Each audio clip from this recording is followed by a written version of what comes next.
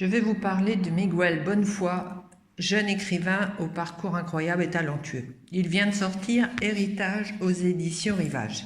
C'est son 3e roman, il est en lice pour le Goncourt des lycéens. Et en 2015, il avait déjà obtenu le Goncourt du premier roman pour Le Voyage d'Octavio.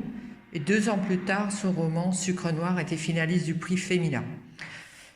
Dans son roman Héritage, l'histoire débute en 1870 à Lons-le-Saunier.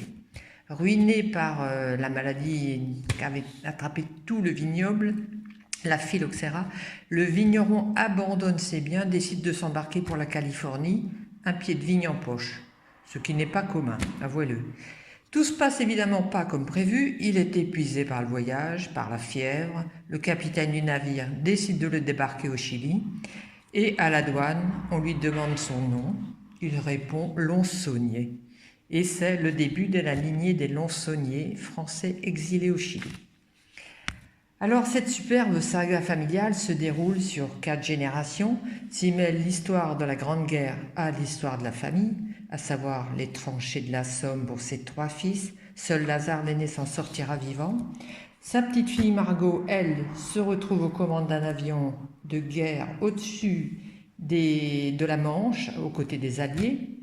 Et son petit-fils, lui, goûtera au geôle de Pinochet où les tortures s'enchaînent et ça rigole pas.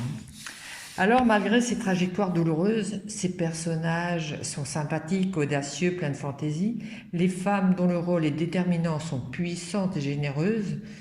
Miguel Bonnefoy écrit dans la langue qu'il a apprise à l'école, à savoir le français.